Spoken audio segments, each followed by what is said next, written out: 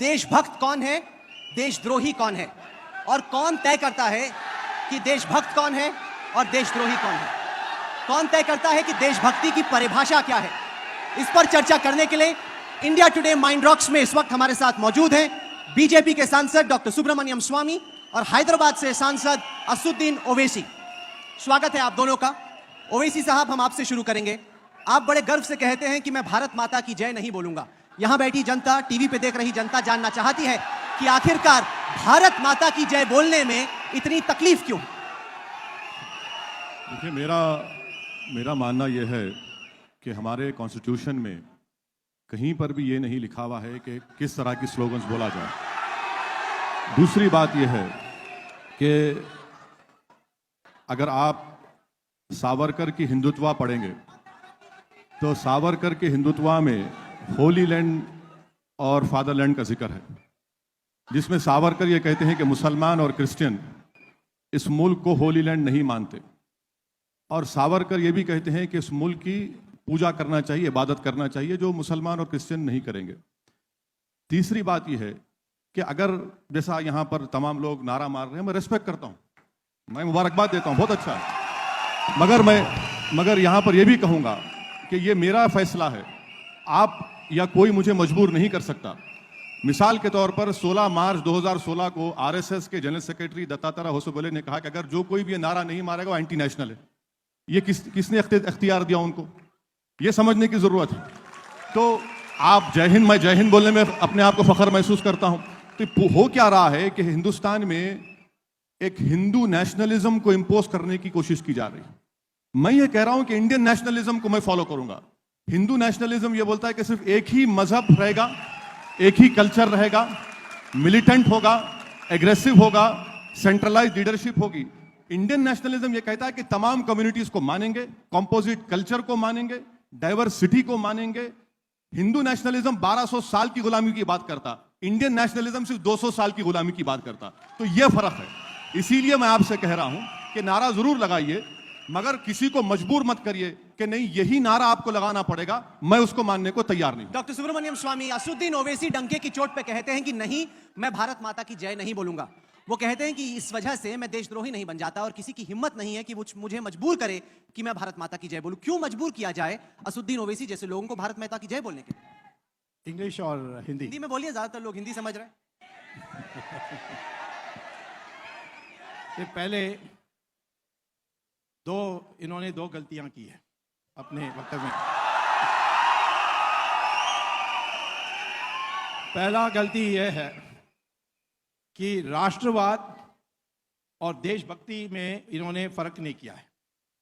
देशभक्ति माने मैं इस देश में पैदा हुआ और इस देश को मैं महान देखने चाहता हूं, ये देशभक्ति होती है, और देश की रक्षा करने के लिए मैं खड़ा होऊंगा। राष्ट्रवाद जो है वो है कि ये राष्ट्र प्राचीन राष्ट्र है और इसकी प्राचीन संस्कृति अटूट है, लगातार आती आई है। तो मेरी अस्मिता जो है वो इस देश की हिंदुस्तानी अस्मिता है। और यदि मॉडर्न साइंस को हम माने, डीएनए एनालिसिस, तो इस देश के सारे मुसलमान के डीएनए और हिंदू की डीएनए एक ही है। इसके माने मुसलमान का पूर्वज हिंदू है, ये इसको स्वीकार करना चाहिए। पहली बात यह है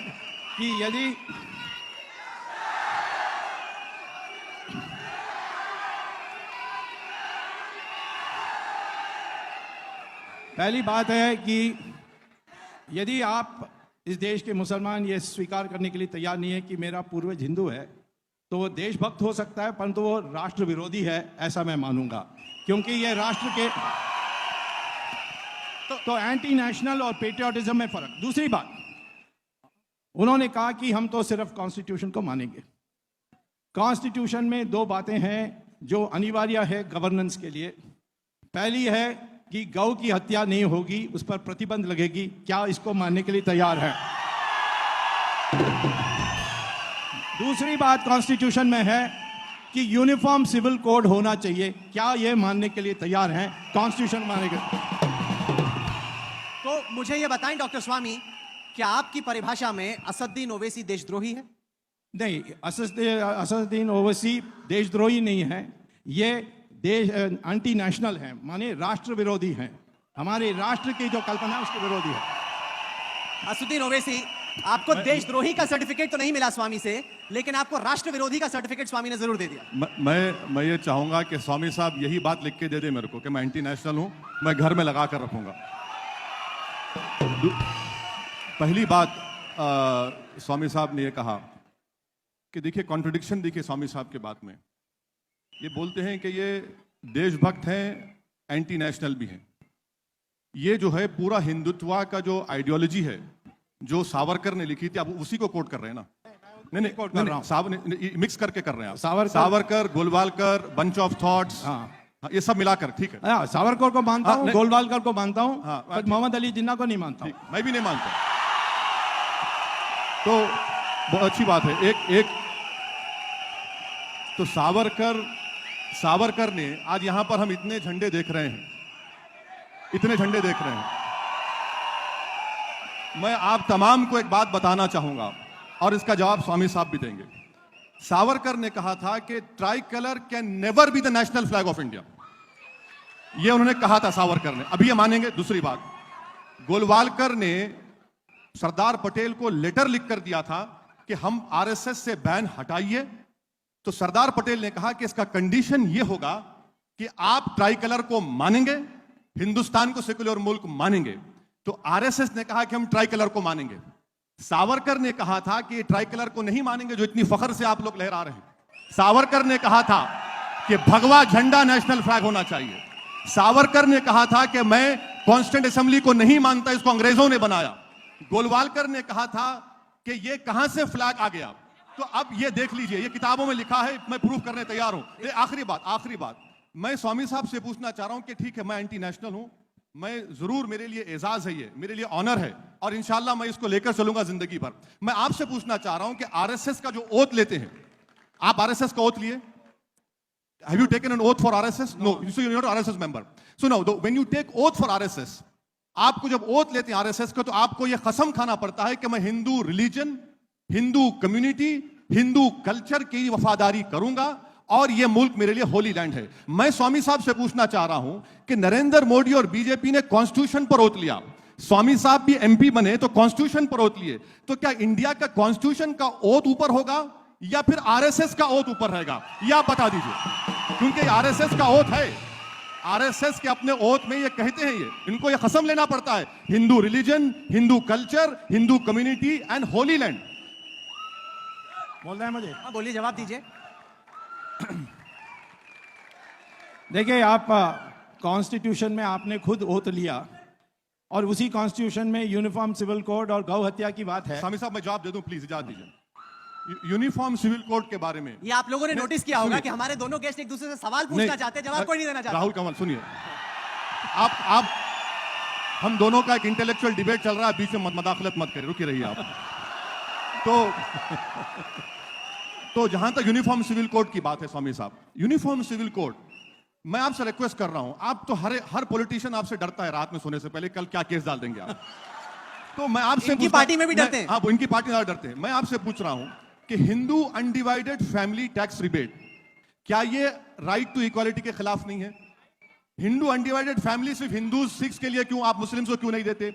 दूसरी बात स्वामी साहब, कॉन्स्टिट्यूशन में हमने नागालैंड को और मिजोरम को स्पेशल प्रोविजन दिया उनके कल्चर को बचाने के लिए, क्या हम उसको बर्खास्त करेंगे? नागालैंड का framework of agreement Rahul Kanwal के हाथ को नहीं लगने देते ये गवर्नमेंट। तीसरी बात ये है कि आप सुन लीजिए, आप गोवा की मिसाल देंगे मेरे को, मिस्टर स्वामी, गोवा में प्रोविजन है कि कोई कैथोलिक के लिए भी प्रोविजन है, आपको मालूम होना चाहिए, रजिस्टर भी कर सकते।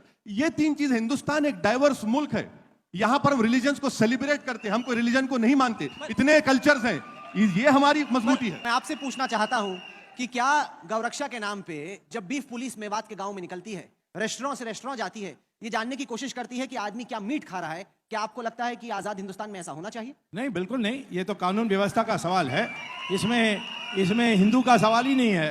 कोई कानून के गैर कानूनी काम करेगा तो सरकार, वहाँ की सरकार को कदम उठाना चाहिए, नहीं उठाए, परंतु इस पर हमारी माथे पर क्यों ठोपेंगे? एक सवाल मैं इनसे ये पूछूंगा कि, और यहाँ मैं अपनी टिप्पणी करूंगा कि इन्होंने कहा कि शरिया में ऐसे होती है, हनीफा स्कूल में ये होता है, वहाबी में ये होता है, तो मैं कहता हूँ कि हर एक मुसलमान देश में वो समझते हैं कि मस्जिद को तोड़ा जा सकता है, शिफ्ट किया जा सकता है, तो यहां ये बाबरी मस्जिद को हटाने के लिए क्यों नहीं तैयार होते हैं?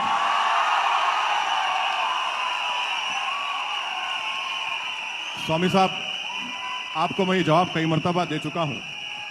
आपको याद दिलाने के लिए मैंने समझता था कि आप भूल जाएंगे, लगता है एज कैच कर रही है आपको। ठीक है, मैं आपको दोबारा कह रहा हूं। देखिए, जो पहला एफआईआर रजिस्टर हुआ था बाबरी मस्जिद में मूर्तियां रखने का, वो एफआईआर आप देख लीजिए, आप तो केस देख रहे हैं। वहां पर क्या था? दूसरी बात, आप हिंदुस्तान की बात करिए ना, आप अरबस्तान की क्यों बात करते? ये डेमोक्रेसी ने बात किया था। सुनिए सुनिए, मैं कह रहा हूं, स्वामी साहब, ये डेमोक्रेसी है, ये एक फंक्शनल डेमोक्रेसी है। यकीनन आपकी पार्टी पावर में हो सकता है कि हम फैशिज्म की तरफ चले जाएं, मगर डेमोक्रेसी तो है। डेमोक्रेसी को आप ले जाकर थ्योरोक्रेसी से क्यों मिला रहे हैं? आप ये कंपैरिजन मत करिए, ईरान से, पाकिस्तान से, सऊदी अरब से मुझे क्या करना है। अच्छा, जब सऊदी अरब की बात आ गई, आप ही के फ्रेंड और आपके फेवरेट मिस्टर मोदी को हाईएस्ट सिविलियन ऑनर दिया सऊदी अरब ने, आप क्या बोलेंगे उस पर? थ्योरोक्रेटिक कंट्री है, थ्योरोक्रेटिक कंट्री है, उनको बाजाब्ता इनाम दिया, आप बोलिए क्या बोलेंगे? इसके माने है कि दुनिया मोदी को मानता है पर आप नहीं मानते, यही हो गया। बिल्कुल सर, अगर हिंदुस्तान के 99% भी मानेंगे तो एक आदमी नहीं मानेगा, उसका नाम ओवैसी होगा। ये लिख लीजिए। ओवैसी साहब, आज हमारे वजीर आजम का जन्मदिन है। सुबह कुछ एक्टर आए, वो हैप्पी बर्थडे टू मोदी गा रहे थे। आप देख रहे हैं ऑडियंस में अभी भी मोदी मोदी के नारे लग रहे हैं। 2.5 साल हो चुके हैं लगभग प्रधानमंत्री मोदी के सरकार में आए। आप प्रधानमंत्री के कामकाज को किस तरीके से आंकते हैं? क्योंकि एक जो शंका थी लोगों को, वो ये था कि मोदी बनेंगे तो बहुत सारे दंगे हो जाएंगे, जो 84 में हुआ, उसके बाद गुजरात में हुआ, वैसा होगा। 2.5 साल हो गए, एक भी दंगा नहीं हुआ। आपको लगता है कि पीएम की बड़ी अचीवमेंट है ये? पीएम की अचीवमेंट आपको बताता हूं मैं। पीएम गुजरात पहुंचे, बहुत बड़ा दलित लीडर जेल को चला गया रात में। पीएम 2 साल में रोहित वेमुला का सुसाइड हुआ। पीएम बने, हरियाणा में जाटों को रिजर्वेशन मिलता, मगर बॉम्बे हाई कोर्ट ने कहा कि महाराष्ट्र के मुसलमानों को एजुकेशन में दीजिए, आप इंप्लीमेंट नहीं करते। मोदी प्राइम मिनिस्टर बने, कश्मीर जल रहा है, अब तक 80 से ज्यादा लोग मारे गए। मोदी प्राइम मिनिस्टर बने, हमारी फॉरेन पॉलिसी नहीं मालूम। नवाज शरीफ के घर में कल शादी होगी, मोदी पहुंच जाएंगे वहां पर, आपको भी नहीं मालूम, मुझे नहीं मालूम। हमारे पास कोई पॉलिसी नहीं है। प्राइम मिनिस्टर मन की बात करते हैं, बोलते हैं मैंने 2 साल में 8 मरतबा ओबामा से मिला। अरे भाई, ओबामा से मिलेंगे तो हमारा पेट भरेगा क्या? ये बता दीजिए। तो हर चीज में स्वामी साहब, मैं ये मानता हूं अगर स्वामी साहब फाइनेंस मिनिस्टर होते तो इन्फ्लेशन इतना नहीं होता। अगर स्वामी साहब फाइनेंस मिनिस्टर होते, बहुत धन्य हो। थैंक यू सर, मैं मानता हूं आपकी काबिलियत को मानता हूं।